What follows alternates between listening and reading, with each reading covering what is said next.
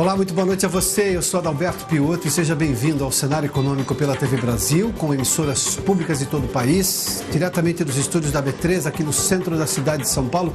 Vamos aos destaques do programa de hoje. A gente vai falar do novo cheque especial, uma nova determinação do Banco Central, anunciada ontem à noite, prevê que os juros do cheque especial, que hoje passam de 12%, 13%, dependendo da instituição, mas ao ano é de quase mais de 300%, agora ao mês são limitados a 8%. É um tabelamento de juros até 8%. Claro que a instituição pode cobrar menos que isso, mas esse é o limite.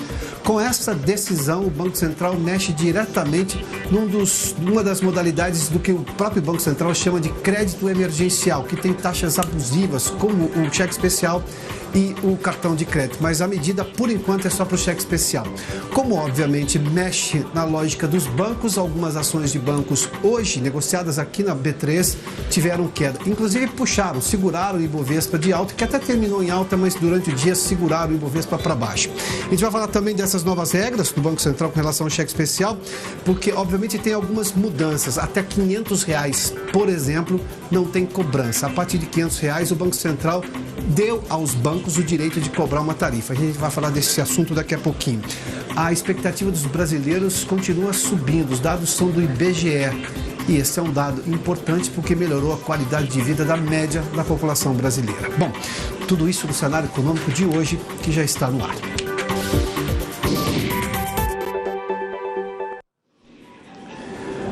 O Banco Central anunciou uma série de medidas do que se pode chamar de um novo cheque especial.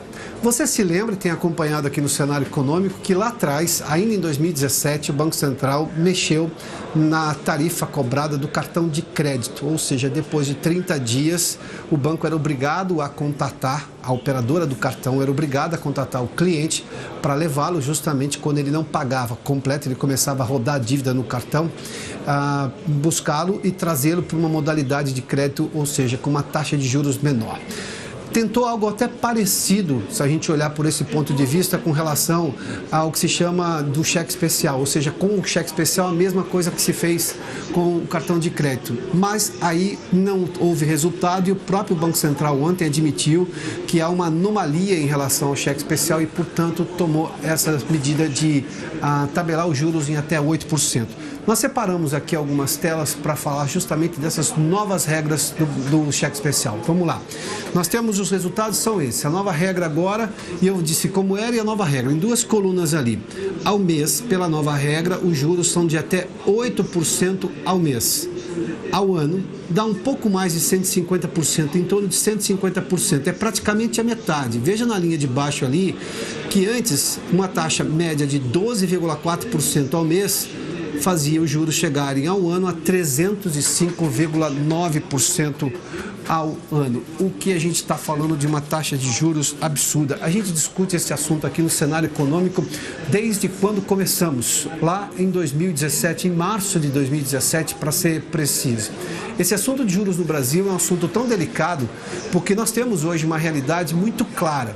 A pergunta que se faz é, dados os altos níveis de inadimplência, sobretudo em modalidades de crédito que têm taxa de juros muito alta, como o cartão de crédito e o cheque especial, é o cheque especial, é a alta de juros, os juros altos que levam à inadimplência ou é a inadimplência que leva os juros altos? Vamos lá.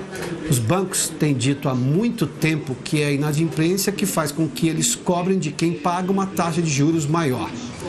Agora, pensa comigo aqui numa conta muito rápida.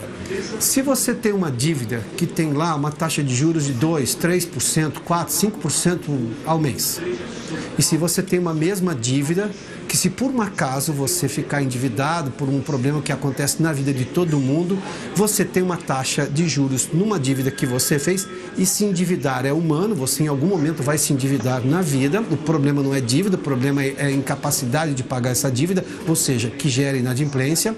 Mas vamos lá, se você pegar essa dívida, antes você tem uma taxa de 3%, 4% ao mês.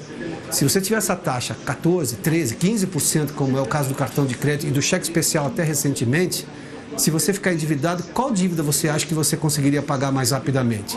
E qual dívida você tem chances enormes de se tornar um inadimplente? Ou seja, Se não se considerar a lógica de que juros altos levam à inadimplência, a lógica não faz sentido.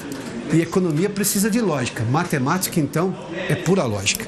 Vamos lá, porque nós temos ali as novas regras ali que nós temos para esse novo cheque especial. Os juros, portanto, podem ser de até 8% ao mês. A tarifa opcional que os bancos podem cobrar de 0,25% acima de tomadores de empréstimos acima de R$500. Ou seja, quem tomar um empréstimo até R$500 não tem taxa, está vedado. Mas quem passar de R$500, o banco tem o direito, pelo Banco Central, de cobrar 0,25%. Os empréstimos, para se ter uma ideia, por exemplo, até R$500 é vedada essa tarifação e a partir de 6 de junho, exatamente de 6 de janeiro, agora 2020, é que entram em vigor essas novas regras. Tem um detalhe, para contratos já antigos, ou seja, quem já tem já tem um cheque especial, aí as novas regras entram a partir de 1º de junho do ano que vem. Mas o Banco Central decidiu pôr a mão nessa cumbuca. Claro que isso gerou um debate gigantesco durante todo o dia. A gente vai falar das ações dos bancos ali, mas muita gente criticou. Houve uma crítica, sobretudo nas redes sociais, de economistas se manifestando em reportagens de jornal, de sites, dizendo que para um governo liberal não faria sentido você intervir na prática de juros dos bancos. Bom, alguns inclusive chegaram a citar a expressão populismo. Do ponto de vista lógico, populismo seria se o Banco Central dissesse, olha, os juros a partir de agora serão de 5%, de 3%, de 2%, de 1%. Como, por exemplo, se tem nos Estados Unidos e na Europa. Nossa realidade não é igual a deles. Porque mesmo assim, os juros de 8% ao mês geram juros de 150% ao ano, um pouquinho mais do que 150% ao ano. Isso é simplesmente conter uma anomalia, porque todas as medidas que foram feitas. Nós vimos redução da taxa Selic, que os bancos reclamavam lá atrás. O Banco Central melhorou, por exemplo, a questão do dinheiro que fica preso lá. Ou seja, parte do dinheiro que os bancos têm ficam lá guardados no Banco Central. O Banco Central reduziu e liberou dinheiro para os bancos. A taxa não caía de jeito nenhum. O Banco Central fez uma intervenção para conter uma anomalia, ou seja, uma disfuncionalidade do sistema de crédito, sobretudo na modalidade do cheque especial. Bom, vamos lá, porque nós temos, eu tenho um outro comparativo aqui com relação à taxa Selic. Vamos lá. Para você ter uma ideia, em outubro do ano passado, o cheque especial cobrava 300,4% ao ano. A taxa Selic era de 6,5%. A taxa já tinha caído bastante, foi caindo, chegou a 5%. Aí você vê, o banco chegou inclusive a cobrar 323,3% em abril do ano passado. Em abril deste ano, perdão, de 2019, até chegar a 305,9%. Ou seja, oscilou praticamente nada. Bom, sobre este assunto, eu perguntei ao economista Roberto Luiz Strosser, que foi inclusive economista-chefe da Federação Brasileira dos Bancos, sobre o que ele acha dessa decisão do Banco Central diante de toda a polêmica que isso causou, se seria uma intervenção ou não, se isso seria um contra-liberalismo econômico ou não, que é a prática e a lógica da equipe econômica desse governo e do Banco Central. Veja lá o que ele disse. É meritória a preocupação do Banco Central com reduzir o custo do cheque especial. Nesse sentido, ele tabelou os juros. Na verdade, ele está protegendo os banqueiros dos banqueiros. Quando alguém cobra juros muito altos, sobra menos para os outros e você deteriora rapidamente as carteiras de todo o sistema. Então, por esse limite, é uma preocupação antiga. O próprio Adam Smith, que é o fundador do liberalismo, coloca no livro dele sobre a necessidade de colocar alguns freios. E esse é um freio colocado agora. Nesse sentido, foi na direção certa. Mas 3 comentários são oportunos. Por que ele usa taxa mês para o cheque especial e taxa ano para a Selic? Quer dizer, você vê uns 5%, 8%, só que esses 8% anualizados são 151,8% ao ano, e se você acrescentar uma operação de um mês, o IOF vira 172,5% ao ano. É um absurdo, quer dizer, mesmo 172 é 10 vezes mais do que a taxa média nos Estados Unidos, ou 8 vezes mais do que a taxa máxima na Alemanha. mas estamos indo no avanço. E por que não tabelar os outros juros? Tem empresas que financiam a 800%, 900% ao ano. Não faz sentido isso. O teto devia valer para todos. Mas estamos avançando, isso que interessa.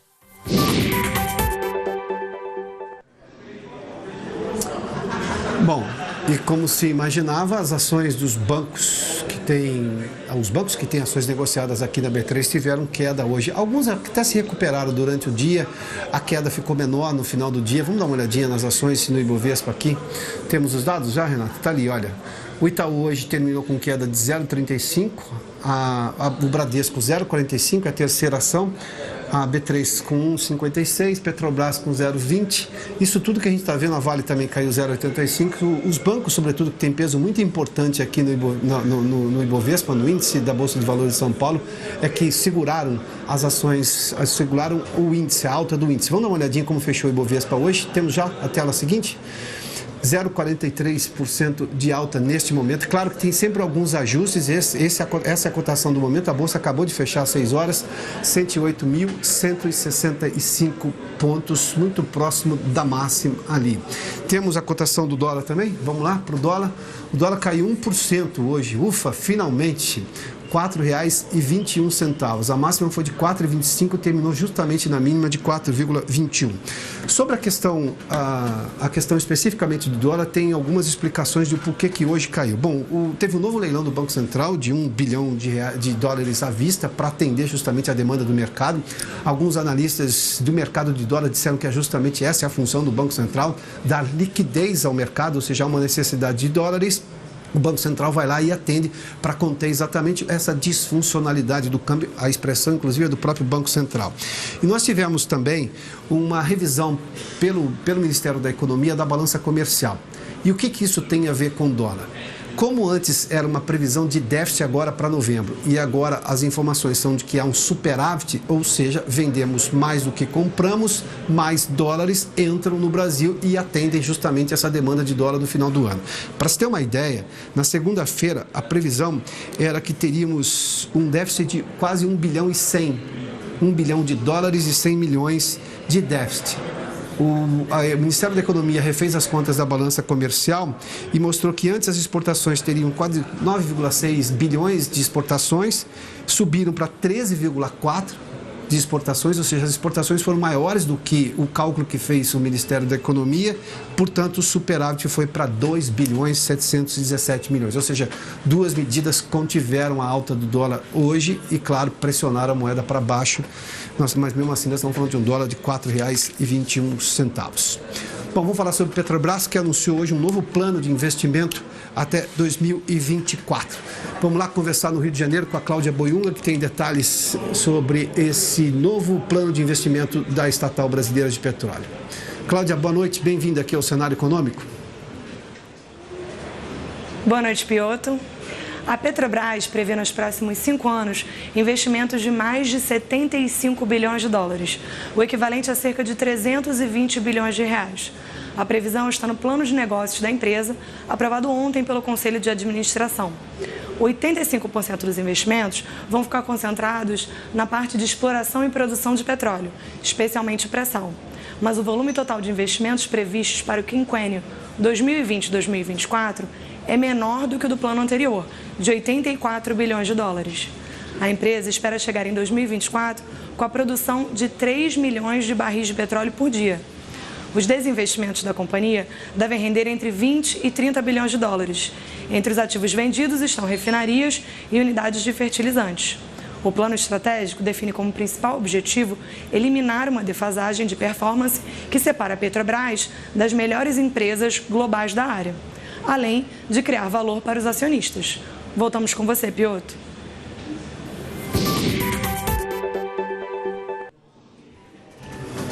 Muito obrigado, Cláudia. Vamos lá que eu tenho participação dos nossos espectadores. A Ana Fukuda diz o seguinte: a solução é só não usar o cheque especial.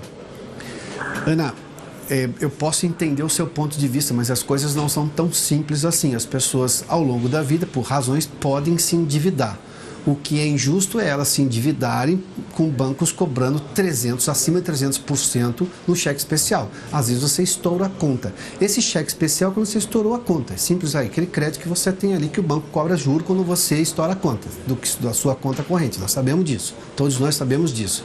Claro, a pessoa não vai usar para se endividar, porque se você está usando um cheque especial para fazer uma compra que você planejou, é a pior modalidade de crédito que você poderia usar. Você pode usar outras modalidades de crédito. O crédito, por exemplo, que as lojas oferecem é muito melhor do que o cheque especial ou o cartão de crédito.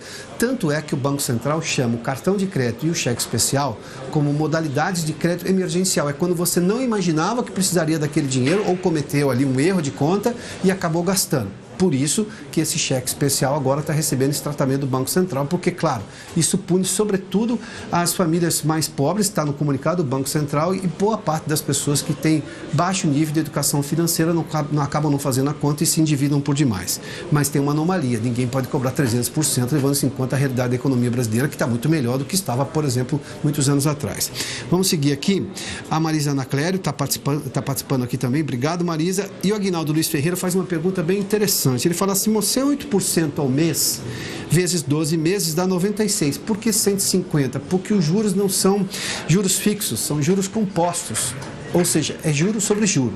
Se você tinha uma dívida de R$100 e você tem uma taxa de juros de 8%, se você não pagar, essa dívida vai a R$108. Se você não continuar não pagando no segundo mês, é 8% não sobre 100, é 8% sobre 108. É juro sobre juro. Ou seja, por isso que você vai a uma taxa de 150%, um pouco acima também. O Mário Brandão diz o seguinte, tirando a bolsa, que outros investimentos seriam interessantes para aplicarmos a médio e longo prazo. Mário, isso depende muito do seu perfil. Eu sei que isso é uma resposta quase padrão, mas não tem como fugir disso.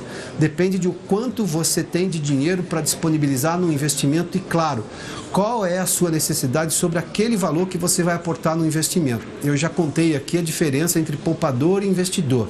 Poupador é quem guarda dinheiro e pode precisar dele provavelmente até no dia seguinte.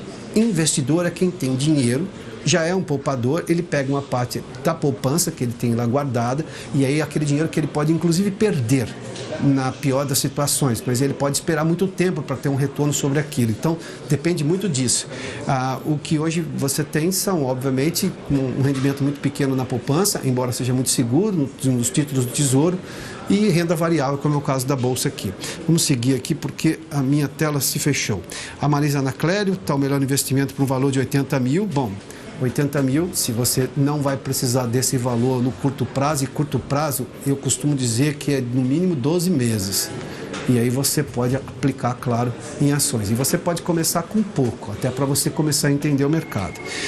E quando você compra uma ação, tem uma dica que é das mais importantes. Vamos imaginar que você quer comprar uma ação de Petrobras, que é uma ação icônica aqui na Bolsa. Vamos imaginar que a ação, claro, não é o valor da ação hoje da Petrobras. Mas você quer comprar uma ação da Petrobras, quando ela hoje está R$30, vamos imaginar, e ela tem que chegar a 28. E você, quando a ação subir bastante e for a 34, você vende. Isso chama-se ponto de entrada e ponto de saída. Você precisa ser muito claro em relação a isso. Qual é o meu ponto de entrada e ponto de saída? Porque se você ficar indefinidamente, você corre o risco daquela ação cair. Não acontece muito com o Petrobras, mas você precisa ter isso muito claro. Ponto de entrada e ponto de saída. A Maria Eunice está conosco. Ela disse se essa regra também atinge empréstimo consignado. Não, é só o cheque especial, com relação à nova regra do novo cheque especial. E ela diz assim, o Ricardo Prado, o senhor Piotr, me parece que senhor. Muito obrigado, Ricardo. O Banco Central interveio no passado. Será que desta vez vai dar certo? Bom, de novo, tudo que vi e estudei durante o dia todo, e obviamente estou levando em conta tudo que conheço desse mercado de crédito, o que o Banco Central fez hoje foi corrigir uma anomalia. Havia um excesso dos bancos que, apesar de todas as outras medidas de melhora macroeconômica do país, de melhora no sistema de crédito, de redução de inadimplência em alguns casos, essas taxas não caíam. Aí o Banco Central foi lá e interveio, mas para corrigir uma anomalia. Não tem populismo ali nessa taxa do Banco Central, até porque, convenhamos, né? Ainda permanece 150% ao ano. 150% ao ano se você dever R$1.000 hoje, se você não pagar durante um ano, nós estamos falando que você vai ter uma dívida de R$2.150, R$2.500. Convenhamos que é bastante. Vamos fazer um intervalo, daqui a pouco a gente fala sobre a expectativa de vida do brasileiro que aumentou. continua aumentando, aliás, aumenta desde 1940 e tem uma diferença gigantesca da expectativa de vida que tínhamos lá na década de 40 e que temos agora. A gente fala disso logo depois do intervalo, eu volto em instantes.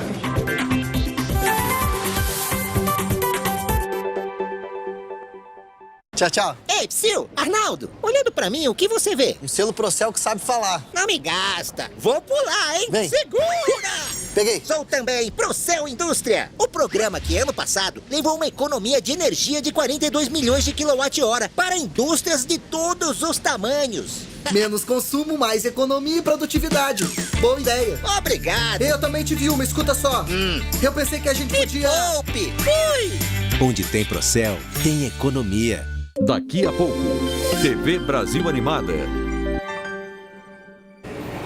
A maioria dos ministros no Supremo vota a favor do compartilhamento de dados fiscais e bancários sem o aval da Justiça.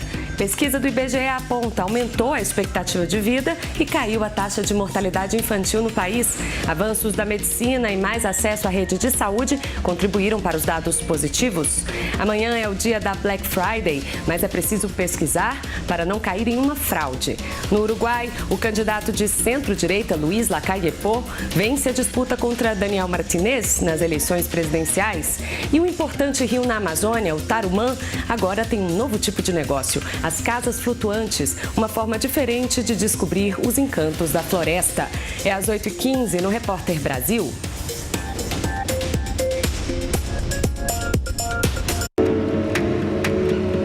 Se atinge uma, atinge todo mundo.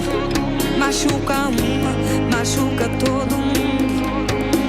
Você não tá sozinha, não. Então por que não tira a tua voz do mundo?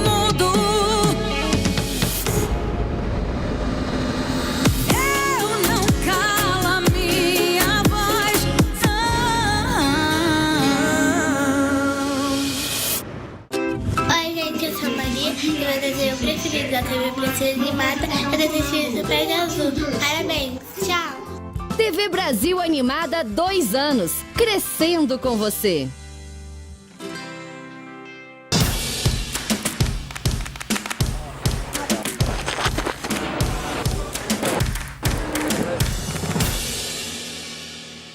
Fique tranquilo, relaxado, para curtir o verão. A partir de 2 de dezembro, novos horários, nova programação na TV Brasil. Uma fortaleza com muita história. O Forte da Laje, ele é um guardião da entrada da Baía de Guanabara. Na verdade, foi construído sobre um rochedo, a Pedra da Baleia. Eu olho para o Forte da Laje e vejo que aquele ali é um soldado que cumpriu o seu dever até os últimos dias da sua vida. Fortes do Brasil.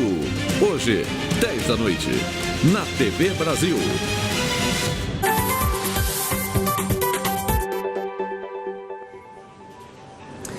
Já de volta com o cenário econômico, eu preciso agradecer os participantes das nossas redes sociais, nossos espectadores, porque nós estamos, além da audiência já habitual no Facebook e no Twitter, hoje nós estamos também com uma audiência expressiva, muito importante, no canal da TV Brasil, no YouTube. Obrigado pela gentileza de vocês.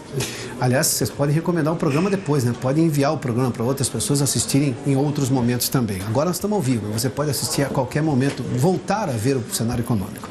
Bom, deixa eu conversar com a Vanessa Casalino aqui em São Paulo, porque nós temos um dado de uma pesquisa do SPC e da Confederação Nacional dos Dirigentes Lojistas que diz que 2 em cada 10 brasileiros já foram vítimas de fraudes. Obviamente que esse é um assunto que interessa a todos nós. Vanessa, boa noite, bem-vinda aqui ao Cenário Econômico. Obrigada, Piotr. Boa noite a você, boa noite a todos. Em datas como a Black Friday, que acontece amanhã, esse risco aumenta na mesma proporção que as compras. E esse risco não é pequeno, não. De acordo com essa pesquisa, como você disse, da Confederação Nacional de Dirigentes Lojistas e do SPC Brasil, 2 em cada 10 brasileiros foram vítimas de alguma fraude nos últimos 12 meses. Entre elas estão o não recebimento da compra, a entrega de produtos com características diferentes das escolhidas e ainda a clonagem de cartões cartões de crédito e de débito. Existem até relatos de pessoas que tiveram documentos falsos usados em compras pelos fraudadores. É o caso de 15% dos consumidores ouvidos na pesquisa. Quase um terço foi vítima das fraudes em transações ou compras feitas pela internet. E 15% também disseram que os golpes aconteceram nas operações bancárias, tanto em sites de bancos quanto nas agências. Tem relato também de fraude em lojas físicas de grandes varejistas. Foi o que aconteceu com 10% dos entrevistados. Mais de 40% das vítimas tiveram prejuízos e 46% não conseguiram recuperar os valores. Para evitar tudo isso, inclusive a dor de cabeça, o SPC Brasil dá algumas dicas. Primeiro, ter certeza da idoneidade da loja e só comprar em sites seguros e confiáveis. Depois, atenção com promoções muito vantajosas. Pode ser um indício de fraude, principalmente se vierem acompanhadas de um link. A dica é não clicar, mas digitar o endereço do site na barra do navegador para checar se a oferta não é uma armadilha, se ela existe de verdade. E por último, observar os comentários com as experiências de outros consumidores também ajuda a escapar dos fraudadores e evitar aborrecimentos, Pioto.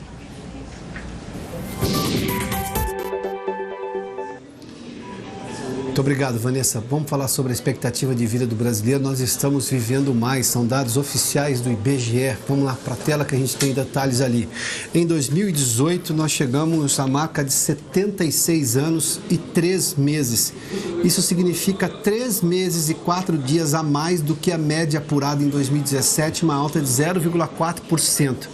Que é um comparativo que é sintomático de o quanto melhoramos de vida no país, apesar das dificuldades, dos desafios que temos. Em 1940, para se ter uma ideia, a média de vida do brasileiro era essa ali, 45 anos e meio. Nós aumentamos em 30 anos, quase 31 anos, a expectativa de vida de lá para cá. Tem tudo para se explicar. Nós melhoramos as condições de saúde no país, nós melhoramos a educação do país, nós melhoramos uma série de outras coisas, inclusive de nós mesmos, ou seja, de dietas, as pessoas se preocupam mais com saúde, ou seja, claro, houve evolução da medicina no mundo inteiro e nós absorvemos isso, a saúde pública brasileira, embora você veja com muita frequência as pessoas reclamando do SUS, claro que o SUS não é perfeito e tem que ser aprimorado sempre. Mas o SUS ajuda muito na melhora da qualidade de vida das pessoas. Só pelos programas de vacina, de vacinação em massa que nós tivemos. Você se lembra lá nos anos 80, 1985, se não me engano, da vacinação, da vacina Sabin contra a paralisia infantil, vacinou-se num único dia todas as crianças abaixo de 5 anos, ou quase todas as crianças abaixo de 5 anos. Esse é um caso de sucesso que o Brasil exportou para o mundo, reconhecido inclusive pela OMS. Bom, vamos lá, só mais uma participação aqui, deixa-me ver, o Jorge Vitório está conosco, o Wellington, deixa-me ver, o Ricardo Prado, que eu já citei, sim, Rodrigo Digão, o Luiz Holtz Mantovani, Daniel Oliveira e o Goulart, que diz, na década de 40, na nossa idade, já seríamos uma lembrança na parede. Bom, o cenário econômico de hoje termina aqui, vamos para agora? Muito obrigado pela sua companhia, pela audiência, boa noite a você. Amanhã a gente está de volta às 6 da tarde aqui pela TV Brasil, ou 6 da noite se você preferir. Até lá.